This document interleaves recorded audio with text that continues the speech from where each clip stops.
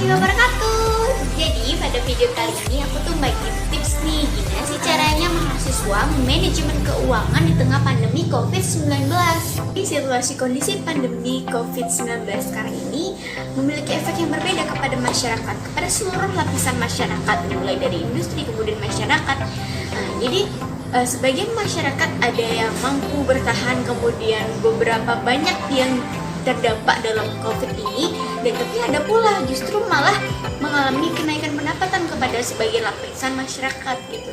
Nah, dengan kaitannya seperti ini, penting untuk kita mengelola keuangan, mengelola finansial kita untuk memetakan pengelolaan laporan keuangan kita. Apa saja sih mindset yang harus teman-teman tanamkan ketika teman-teman sudah misalnya sekarang cara manajemen keuangan gitu ya. Nah, kalau dari aku sendiri sih, aku tuh lebih ke skala prioritas ya. Jadi gimana caranya ada penting mendesak, kemudian penting tidak mendesak, tidak penting mendesak, dan di terakhir ada tidak penting dan tidak mendesak. Nah, jadi yang pertama itu ada penting dan mendesak. Nah, ketika kita mengetahui saat ini pandemi COVID-19 ini telah mengguncang ekonomi global, jadi gimana caranya biar supaya kita tetap hidup gitu ya, tetap makan gitu ya. Nah, jadi di sini ada penting dan mendesak.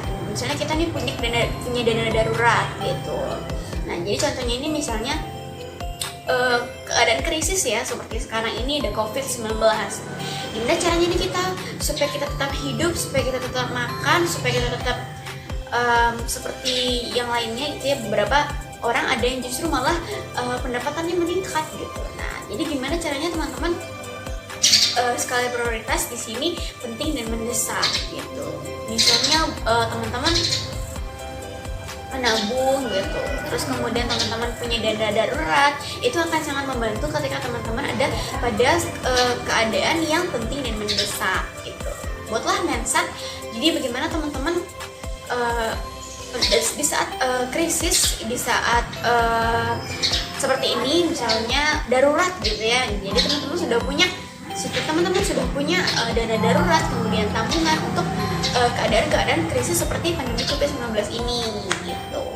Jadi 4 perkara tentang umurnya apa ya, untuk apa dihabiskan, kemudian tentang masa mudanya untuk apa digunakan, tentang hartanya dari mana diperoleh dan kemana dihabiskan, dan tentang ilmunya untuk apa dia dimanfaatkan. Jadi gimana caranya teman-teman supaya teman-teman punya mindset gitu. Kita sebagai mahasiswa harus pandai-pandai ya teman-teman untuk mengkritisi, untuk memilah dan memilih gitu ya.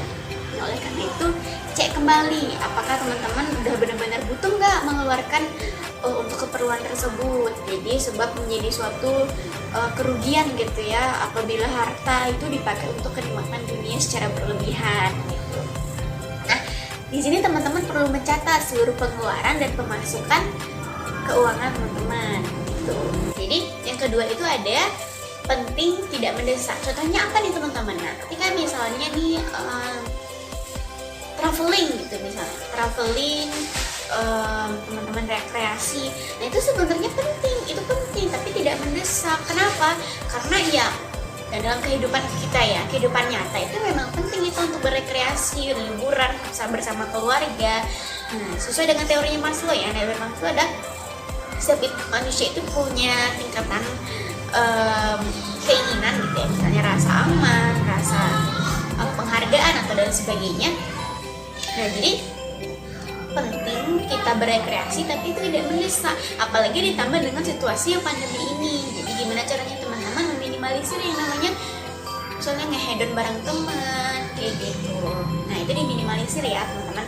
Jadi gimana caranya teman-teman supaya bisa ada mindset gitu. Jadi penting tapi tidak mendesak ya. Setidaknya diminimalisir ya hal-hal yang sepertinya misalnya dengan kita meminimalisir, kita bakal juga tahu nih gimana orang-orang yang di bawah kita, kemudian dia sangat butuh pemberian dari kita gitu. Nah, biarpun kita dengan kita saja ya orang-orang yang sekiranya makan misalnya 3 kali sehari, gimana dengan orang-orang yang di bawah sana, yang di bawah kita gitu. Nah, setidaknya dengan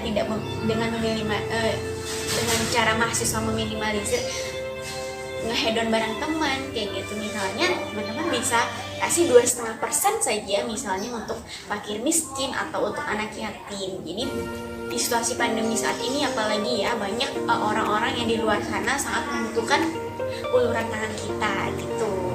Nah, yang ketiga apa nih teman-teman? Nah, di sini ada tidak penting mendesak. Contohnya apa nih? Nah, contohnya itu adalah sale. Misalnya ini ada apa ya? Misalnya sale sekarang nih, ada sale.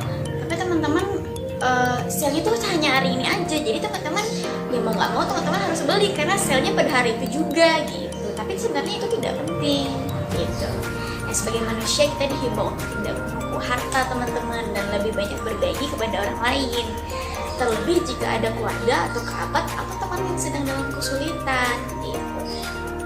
Nah, jika teman-teman menahannya dengan tujuan untuk menuntutnya, maka tidak ada manfaatnya teman-teman.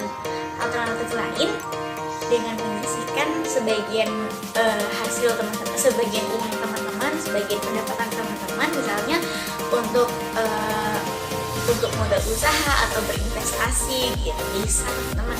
Nah, misalnya ini teman-teman mau jualan apa nih, misalnya berdagang gitu, misalnya jualan online atau apa gitu, misalnya mahasiswa bisa lakukan gitu.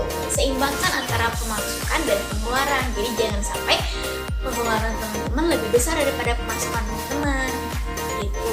Oke, kita udah sampai di yang keempat ya teman-teman. Jadi yang keempat itu ada tidak penting dan tidak mendesak. Nah, jadi contohnya itu adalah misalnya nonton TV nih berjam-jam, tidak ada manfaatnya gitu ya, nonton TV yang tidak ada manfaatnya gitu. Kemudian ngobrol gitu berjam-jam juga gitu, misalnya tidak menghasilkan apa-apa gitu.